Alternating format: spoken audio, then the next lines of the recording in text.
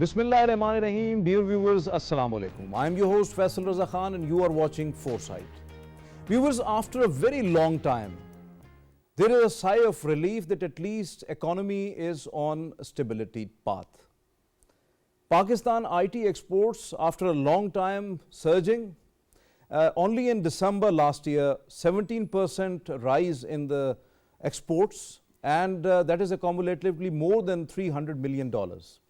When we go into particularly the first half of the financial year 2023 to 2024, Pakistan's IT exports surge at least 9%, and that is $1,045 million, which is a good sign. And that is not enough. Pakistan's IT sector has a potential to grow, and it has at least the trade is expanded to 100 countries. Along with that, that is the rise at least 125%, and more than 98% of the revenues coming to and the foreign exchange reserves, IT is the huge contributor into that. Now you know that elections 2024 are right at the doorstep, and during these elections particularly it is important that most of the political parties are geared up for that, and Election Commission is just giving final touches to its preparations. Whole of the nation is going for these elections, and political parties are making lots of promises, particularly into the IT sector. Whether these promises are going to be realized soon after the new government, and what are those promises, and what are actually the requirements of the IT sector, whether those requirements are addressed by the political parties or not. That is the main question. And to talk on this important subject, we have in our studios Syed Ahmed. He is the IT expert, and also he is the former chairman of PASHA, which is the Pakistan's Software Houses Association. Along with him, Dr. Wasim Ishaq, he is joining us online. Most welcome to you, Dr. Wasim Ishaq. He is the foreign affairs expert. First question to you, Syed Ahmed, that Pakistan's IT exports are now gaining the momentum. And at least we have seen today in the newspapers as well, and yesterday the IT caretaker minister, Umar Saif, also announced that a surge in the IT exports, that is accumulatively 17%. And during the first half of the financial year, Pakistan also gained into that, and its growth rate is going towards 125%. And at least Pakistan is expanding its trade to 100 countries. So how do you see this whole situation, whether it's because of the IT export policy? So I think it's a very, what it does is it shows the potential of the IT sector and the resilience and what it can do for the country, because in the past 15 years, IT sector has never posted a negative growth, except for the minus 0.05% growth in last year. It has always outperformed all the other sectors, and its potential for growth is, in my opinion, 300%. So I think what it does is it shows its potential to grow exports for the country, and it's a potential to create jobs for the youth. And the growth you are seeing in December and November, traditionally we get good results in November and December, and we are hopeful, I would say cautiously optimistic for the next few months and see. So how do you see, particularly when we are talking about IT export policy, lots of claims that might be it is because of the 50% dollar retention policy, or the digital payment ease, and of course the facilities to the freelancers. So how do you see it? So I think that may not be the direct impact, because we were already having only 8% of the dollar retention was being utilized by the industry. What it does is it eases the transactions for the freelancers, because they allow you to create a debit card and credit card. But I believe that this is more in line with some of the things that one thing which is really commendable is the creation of SIFC. And I think Special Investment Facilitation Council. Yes, and that what this SIFC does is it shows commitment from the highest echelons of power from both military and the government, and gives confidence to the sector that the government looks at IT sector as a priority sector. Definitely. And Dr. Wasim, when we are talking about IT exports, do you think that there is a huge factor which is involved, and that is the policy intervention and the facilitation for the IT industry and the freelancers? Do you think that it is happening? Thank you, Faisal. In my opinion, there are multidimensional factors. If you have a look on our past policies as well, Pakistan have had a very comprehensive policies in the form of Pakistan's Digital Policy 2018 and Pakistan's IT Policy 2000. And now the recent one is Pakistan's IT export policy. One good thing is about Pakistan that almost more than 50% of Pakistan's total population, and in terms of quantifiable terms, it's around 130 million, they are internet users. And if you go on some other technically qualified people's data, 300,000 IT professionals, very good in English, very good in IT, they are readily available for Pakistan as a workforce. Additionally, 20,000 per year are graduating from different Pakistani universities. Despite having difficulties and economic challenges, still Pakistan has more than 13 software parks. And above all, the establishment of SIFC and our IT export policy, which is targeting the export of IT to about 10 billion US dollar in coming 2 to 3 years. So in the overall perspective, it is one, the political will, second, the infrastructure available, and third, it is the inter-institutional and inter-organizational best coordination, which has actually incentivized the local job market within Pakistan. It has also incentivized the foreign investors. And above all, we have also created a facilitation sort of ground for the people who are interested in investing in Pakistan in IT infrastructure by way of SIFC. So all these multiple factors together have started giving dividends right away. And as you highlighted in your introduction, that our IT export has been multiplied by 2 to 3 times in just over a period of about 6 to 8 months. So this is a very positive development. And what our IT caretaker IT minister so Dr. Wasim, how much Pakistan is successful in making Pakistan's economy completely digitalized and digitized based on the stable entrepreneurship system? I think a lot is required to be done, but a platform has been set. As our IT caretaker minister has already highlighted the constituents of its export policy, which are in a very, very positive direction, and we have seen some sort of movement from the previous outgoing government. So if you have a look on the manifestos of all the main political parties as they are highlighting in their daily processions, and they're talking to the people and door to door, they are going and convincing them, IT is one of those elements which are there in a job creation and facilitation for Pakistan. So each political party, if they come in power, have promised a huge job creation for the people of Pakistan, for the youth of Pakistan, where IT is going to play a major role. However, we are not fully digitalized. We have done a lot in e-commerce, but it is still not sufficient.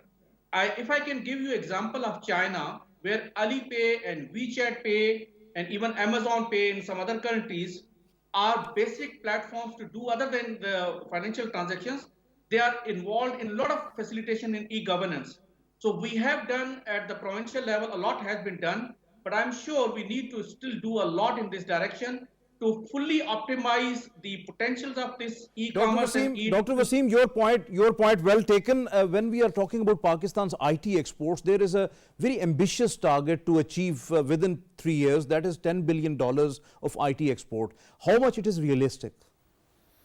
So I think if we would have done our best, we should have been already at $30 billion right now. And I think that $10 billion is definitely achievable, even more. But it has to, it cannot be done with this, with the level of interventions we are doing right now. What we need is reforms. You remember when under General Ayub, there were industrial reforms. Yes. And we are still reaping benefits of that in terms of textile exports. So what sort of reforms you are talking about in terms of IT industry? So what we are talking about is a knowledge economy reforms. Okay. Because whatever for models you are looking at right now, they are designed from an industrial age point of view, but we are in a 4IR age, we are in a knowledge economy age. So what we need is, for example, we don't have any cadre in the bureaucrats who understand IT. We have special economic zones, but IT specific economic zones do not exist. All the incentives are for goods. But our government does not understand services. But you are saying that IT specific, highly learned, highly academic, highly skilled and highly educated people must have to be there, but those are IT centric. Yes, and there are 2-3 things. We don't need electricity or huge infrastructure and other thing. What we need is focus on, first of all, skill development. Okay. So, but skill development models we are following from NAVTEC, TEVTA or industrial age, that needs to change. We need to find new models for educating our youth, okay. Because right now the quality of graduates and skills is very low. And here a question arises that whether Pakistan IT industry has enough IT parks. They have enough incubation centers, software houses, academic research and development centers. Along with that, whether the political parties pay heed to these important issues. You are satisfied with the manifestos which they are given? So I believe we have the stage set in terms of, for example, we have a special technology zones as a vehicle we can use, but the implementation on the ground is not there. The biggest issue we see, every political party promises the same kind of things that the industry needs, but policy continuity is not there.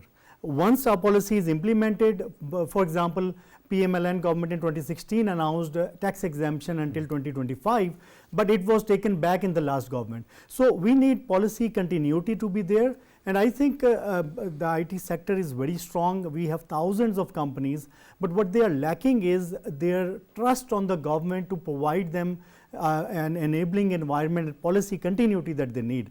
So I believe that in terms of skill development, we need new models. For the youth, we need massive scholarship programs, and I do see these things in the manifestos, but what we don't see is the implementation on the ground, and secondly, the seriousness of the governments when it comes to giving the ministries to, so what we see is oftentimes IT ministry is used to just bargain and give to the other parties, whereas we believe this should be the most important ministry for the government, because this has potential to give you $15-20 billion, and we can get out of the IMF. Obviously, it is very important, vital ministry. Yes. Vital ministry. Dr. Waseem, when we are talking about overall environment, which is very much needed to have IT growth in Pakistan, and that is related to the policy interventions from at least highly academic research, development and all other areas, and then government must have to intervene to rectify all those issues, problems, hiccups and hurdles IT industry is actually facing, and not only the freelancers but the industry as well. How do you see it? I think there's a great mismatch in our understanding, first of all, because we are hardly focusing on skill development. Instead, we have a graduate, undergraduate programs taking away 4 years, 6 years, 3 years, 7 years. Whereas the world has actually departed away from this traditional mode of teaching and learning. They have gone for a skill development where somebody is able to do what he is required to do in an industry. Whereas in our construct, there's a huge emphasis on the theoretical aspects, leaving a very little time for actually the practical learning.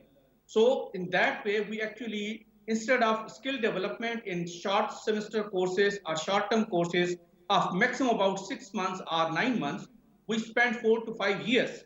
We not only lose time, we also lose the precious skills.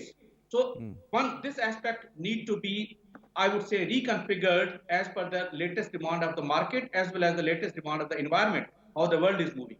Secondly, the incubation centers. I think maybe in Islamabad, yes, we have a few major universities like NUST, NAMAL, and maybe LUMS type, etc. But in majority of universities, we do not have these facilities. So in the overall construct, if we divide it over the countries, hardly 4 to 5 major universities, the technology, science and technology universities might be having those, and software parks also within Islamabad and not anywhere outside Islamabad. So these are those challenges where there is a policy mismatch between the execution, implementation, and the policy planning. So one that we need to reorient and realign our policies to whatever is the demand, and then try and distribute it proportionately over the So, Dr. entire Wasim, country. when you are talking about the big cities where the facilities are available. What about the digital divide, which is actually creating problems? Big cities, and then you have rural areas and the rural overall districts and tehsils, they don't have the facilities available. So how do you see, because the skilled people are also there as well, so whether we have to bridge this digital divide as well? Exactly, this is what the point I was highlighting. We even have a digital divide even in the major cities. You hardly find all the major cities across Pakistan having the IT or software parks. They do not have. Second, how many the rural areas of Pakistan have the internet access which is free of troubles? We seldom have. Then the literacy level in the rural areas are those underdeveloped cities because of the lack of infrastructure. They probably might have the theoretical understanding, but they do not have the practical handling. So all these issues will have to be handled in a multi-dimensional way. And I think the representative government, which is just about 3 to 4 weeks away, should be looking for these things. And So I'm do you sure think that the political parties giving weight to this important IT sector and also giving some sort of solutions or policy interventions for the future about this important area? I feel there is a great realization on part of all the parties, because job creation, everybody is saying, they're not specifically saying about the IT by per se by taking its name, but they are emphasizing on job creation. And where I think the efforts of caretaker government and the previous government have actually set a platform where we are ready-made available for job creation. It is only the political push and political will is required by the next government. So I think they are now well geared, and the infrastructure is also available. So hopefully there will be a smooth transition, and the new government with a mandate of 5 years would be in a better position to implement this IT export policy with more vigor, provided we employ the right people in those ministries for the right jobs. That will be a caveat which must be factored in, so that the enthusiasm which has just been generated by the facilitation of SIFC and the investor confidence which we have been able to create in last 6 to 8 months should be then Dr. pursued Wasim, with your more point well vigor. taken. Your point well taken. Sayyid Ahmed, when we are talking about Pakistan, IT sector has not yet seen any sort of a unicorn, or might be the international venture capital or some angel funds in IT. So how do you see that? Because we have to move forward from, because IT sector never ever performed bad in the last few years. So I think that you touch upon a very important subject, because you know what our policymakers previously have done is that they have tried to become Silicon Valley or Israel or Dubai or Singapore, whereas our dynamics are very different. We are a large population, large youth. Our education is English based, but we are not very high quality education, I would say. The GDP is low compared to these countries. So the dynamics are more in line with the countries like India, Philippines, Egypt and Eastern Europe. And what we need to do is focus on our strengths instead of our weaknesses. So if you look at the rise of India in IT, they are now making $200 billion from services, and there were hardly any contribution from unicorns until last few years in India. So the step one, if you look at China's rise, they started with the services sector, a very strong services industry. Obviously. Based on that, they then start to produce, I would say, their own brands and own intellectual property and startups. Startup comes when you are at a pinnacle of your journey at innovation. So what we need to do right now is focus on, I would say, this service sector and the industry, where Philippines is making $30 billion just from the call centers. So we have that potential. IT sector has already shown they are generating $3 billion without taking much from the government. So just by small facilitation, I think services sector will lead the way. So you are talking about facilitation. So whether facilitation is only given to the freelancers or to the industry as well, number one. Second is that political parties, whether they have given any action plan or the pool funding for the IT sector, and particularly lots of areas are ignored, like fintech, like cloud computing, like we have big data, Internet of Things, artificial intelligence and all others. So how do you see that areas? I definitely think that while it's a good thing to support freelancers because a lot of, as you talked about digital divide, we can provide jobs to people at their homes through freelancing.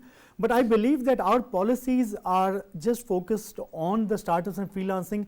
We are ignoring the mainstream industry. And I believe that industry can bring you higher value. So what we need to do is, the current policies, because it's giving a lot of priority to the freelancers over the industry, what's happening is the industry is moving from formal to informal towards the freelancing. What we need to do is encourage these freelancers to make SMEs and businesses, and then give the incentives to these SMEs and businesses to create jobs. So I believe that yes, we have been ignoring some very important areas. Our software services industry, in cloud infrastructure, for example, this is going to become the next frontier, because very soon you are going to start to see that countries will start to impose restrictions on high computing power and all of that. Yes. And when you look at India, China and Saudi, they're spending hundreds of billions of dollars in this thing. Whichever countries will spend in the knowledge economy right now, we will become the superpowers of the next 10 to 20 years. And I believe we need to spend at least to the scale of $1 billion plus in the IT sector, because all the traditional jobs are going to be lost to the AI and the IT. So what we need to do is prepare for this future that's coming in. You know, Elon Musk and all these Bill Gates, others, they're talking about universal basic income now, because they know that traditional jobs are going to go away and governments will have to provide for them. And where are they going to earn money from is from the tech sector. Yeah, definitely, definitely. Thank you very much, Syed Ahmed, for being with us here in the studios. And Dr. Wasim, when we are talking about the political parties who are contesting elections, they are having lots of promises to the people, but information technology, that is the area which must have to be focused. Do you think that that is in focus and they have robust policies to support economy in future, particularly in terms of IT industry? I think in my humble view, the answer is both yes and no. We have not seen any tangible in a quantifiable terms that each party has given some sort of manifesto only with respect to IT. As I mentioned earlier, they have actually emphasized that they would be doing a lot of job creation for the youth people of Pakistan. They have already been talking on the Misake, Maishat, etc., something like that. They are already mindful of Pakistan's struggling economy, so therefore they are actually trying to join hands together for the economic revival of the country. However, specific with the IT industry, I have not seen in a clear terms from any party talking about that. But I'm sure that the way this IT caretaker, IT minister has already conducted himself for 6 months, and the IT export policy's successes would eventually ignite a lot of debate when the new government comes into those ministries. And I'm sure they don't have the option to leave it aside and then move on again, start from zero. So the platform is already set, and they must start integrating their efforts towards further energizing the efforts which have been left, which would be then left behind by the caretaker government. And I think because of the vast potentials and because of the lot of job creation within this industry in multidimensional ways, I think there will be no option but to pursue this with a lot of political will and with a lot of institutional support from all the elements of national power. Your point well taken. Most welcome to you, Syed Ayub Shah Sahab. He is, you are dealing with quite a systematic things related to IT as well, and How do you see, particularly when we are talking about IT sector, particularly the e-commerce, which is lagging behind, although it has the potential to hit at least $1 billion, but still it is at the 120th in the world ranking. So how do you see e-commerce in Pakistan? Yes, rightly said, e-commerce has a great potential to rise, and for Pakistan directly and indirectly both ways in terms of the services rendered by our people onto the e-commerce platforms, reselling and fulfillment by the service providers, and directly also entering into the market, selling the products onto those platforms. There are so many lacunas at the moment, both at the individual level who are entering the market, collectively us the Pakistanis as community, and then overall competition in the world. These have, of course, the certain setbacks in terms of the policy as well. The foremost being bringing in of the foreign exchange by the people operating onto these kind of platforms, and ease of sending back the money also. So those regulatory frameworks ought to become more easier for them in order to facilitate them to undertake more types of businesses. As a country, we have to build up our image in terms of providing quality service at affordable cost, and of course whatever we assure in terms of the services or the products, we ought to produce that and sell that and assure the world that our promises are good. So a number of things, and then is the capacity overall, the digital divide that we are facing within our country. The low connectivity is impeding somehow, but potential is great. So how do you see the vitality of the e-governance, then automation, digitization and digitalization of particularly of the citizen services? In 2023, if a government, and we have a new government coming in few days, is to offer the top 3 priorities, I must say. The first priority would be the technology, adoption of the e-governance, adoption of the IT towards facilitating, improving the public service delivery. The second priority again is the technology, and third priority again is the technology. So I must say the top 3 priorities are all either surrounding the technology or based upon the technology. E-governance is the future for service delivery in a developing country like Pakistan. Our population growth rate, we have a growing population, we have a youth pulse there, we have a number of other challenges including economic. So the only thing that can come to rescue us in terms of delivering better public service, in terms of better planning, informed decision making, in terms of ensuring the delivery of the services at the doorstep, that is all about IT, all about e-governance, all about automation, and reducing human interference into the processes. The processes that we can automate, say for example rule-based decision making, it can be done by the machines, can be done by the algorithms, can be done by the software systems, and if we adopt them all, we will eliminate the human interference, the biases, the human biases, and kind of defects that are otherwise there by the... You are absolutely right, but still the human is not having access to the different technologies. So Dr. Wasim, when we are talking about a digital divide, the urban digital divide, then urban-rural digital divide, so how it is, it's a great challenge when we are talking about, so particularly in developing next generation digital workforce. How do you see it? Yes, we have great challenges with respect to this digital divide.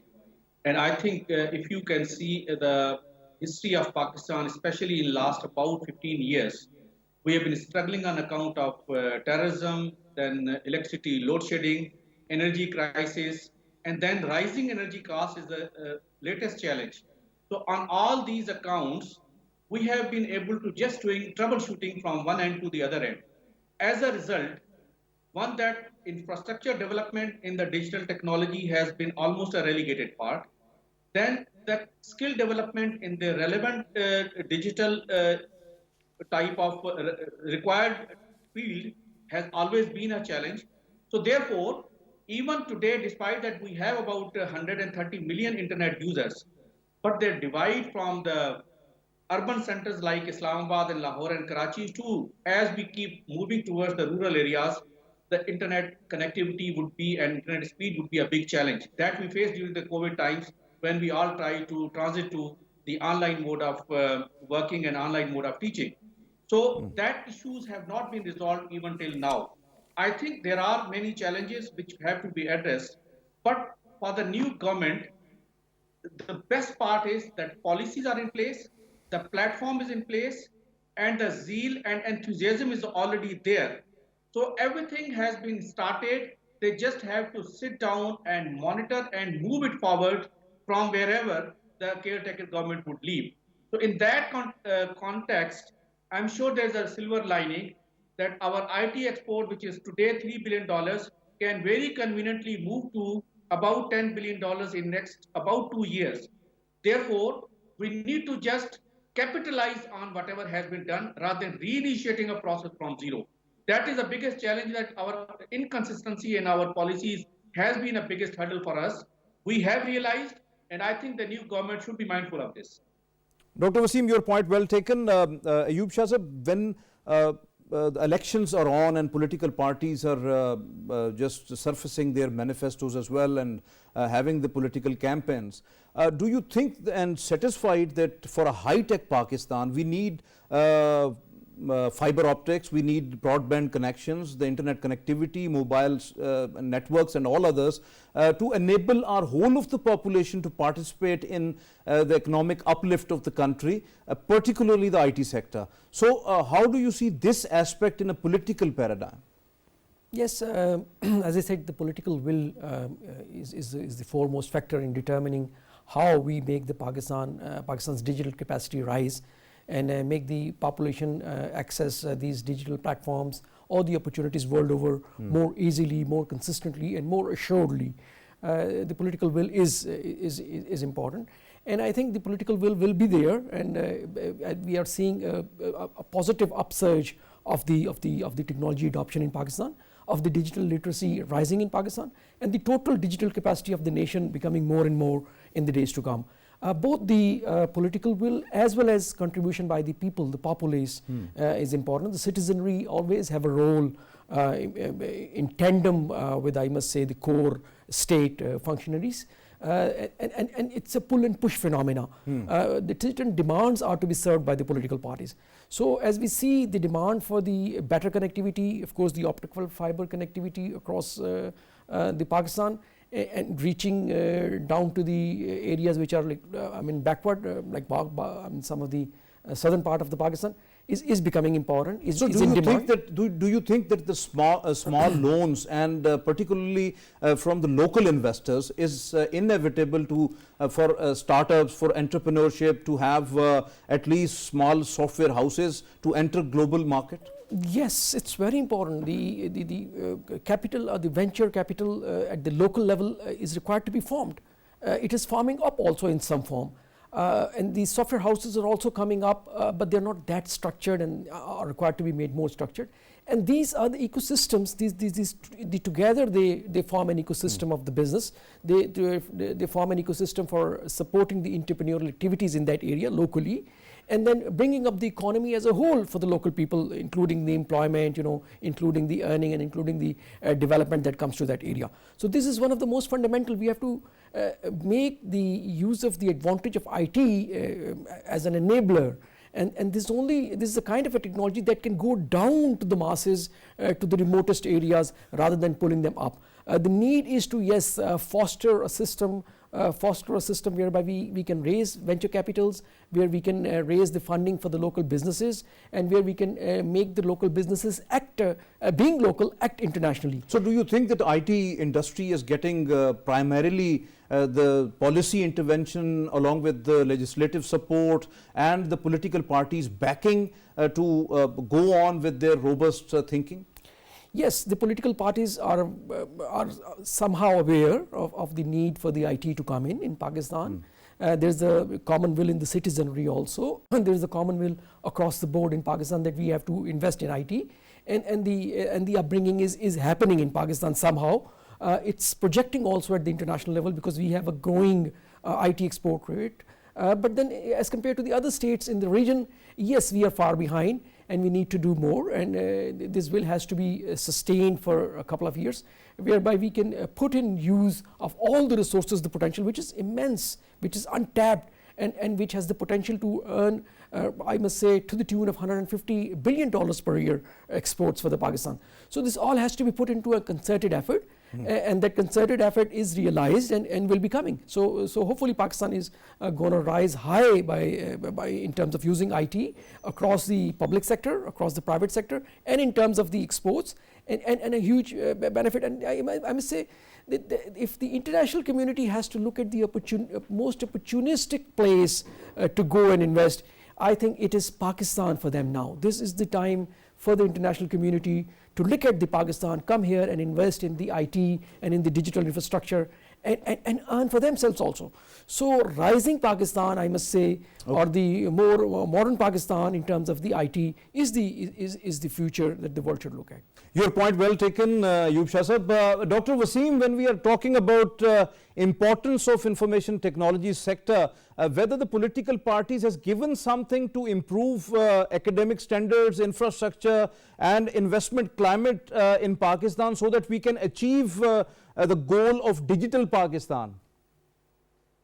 I think traditionally speaking, during the election process, no political party has ever formulated such sort of election manifesto.